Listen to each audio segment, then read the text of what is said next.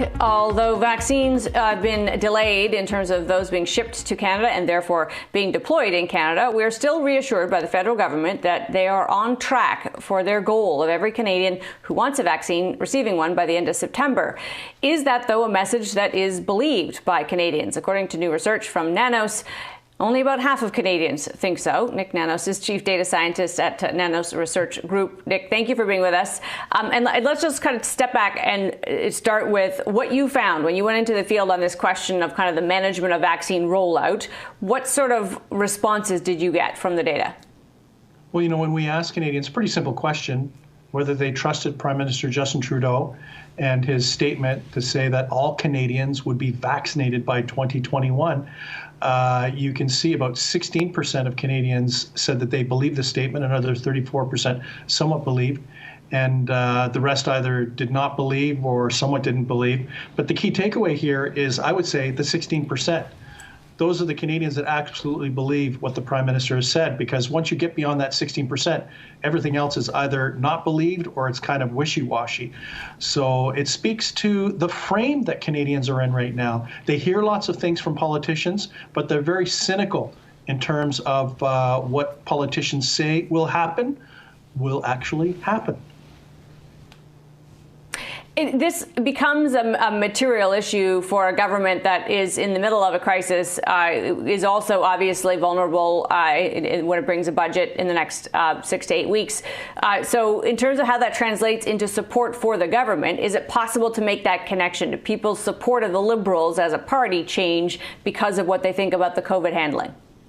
Well, what we have seen, at least in the Nanos tracking over the last 3 to 4 weeks, is that the Liberals, who were in majority territory at one particular point in time earlier this year, are now more in minority territory, and the Conservatives are much more competitive than they have been over the last number of months.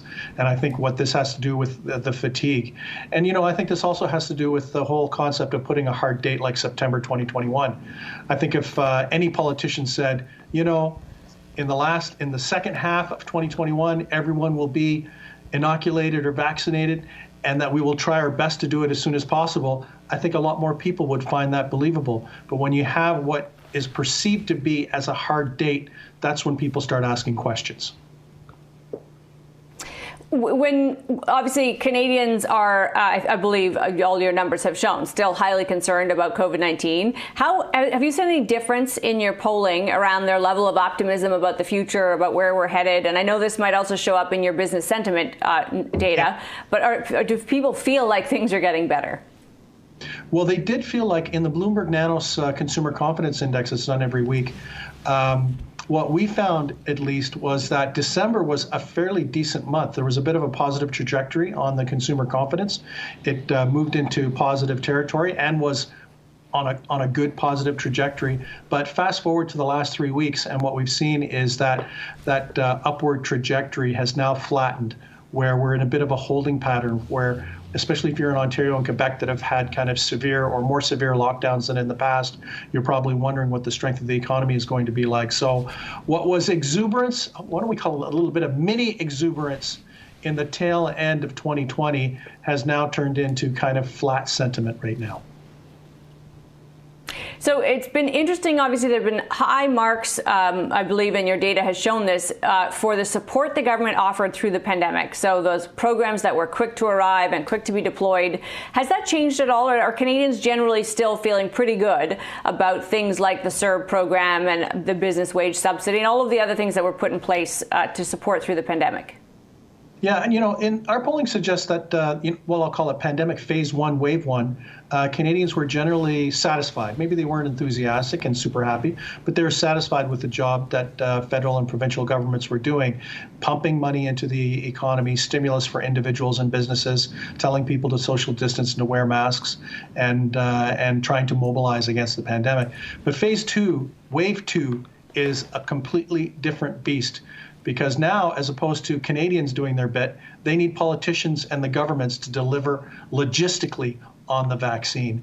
And I think this is where we're seeing the numbers unwind a little bit when it comes to people's perceptions of both federal and provincial governments on the vaccination front. So let's park stimulus, okay. Vaccinations, people are much more worried about that.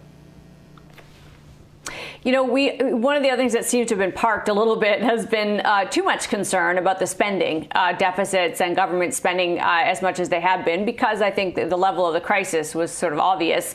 We just are watching this, the whole issue on CERB payments play out, that the government had sent something like 440,000 letters to Canadians saying, we think you got this support inaccurately. And now they're kind of walking it back, saying we're not going to claw back this money. I could see this going both ways, Nick. I mean, what would you expect to find in terms of how Canadians would react? On the one hand, you don't want to just be sending money to people who don't need it. And on the other hand, you don't want to be clawing it back from people who really did need it.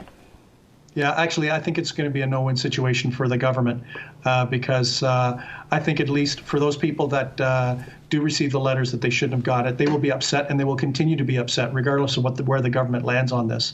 If the government does decide to do any kind of forgiveness, there will be other people that didn't even apply, that probably shouldn't have applied, that will be upset. So there will be, I would expect, a world of pain when we find out who got it, who didn't get it, who deserved it, who didn't deserve it. And for many Canadians who might not even be aware until they receive their T4A slip, I think it is called, that they're going to have to pay income tax on whatever they received. And that would probably be a little bit of a wake up for some Canadians who've not paid attention to the fine print on a lot of these stimulus packages. Nick, it's always good to talk to you. Appreciate your time today. Nik Nanos, Chief Data Scientist and founder of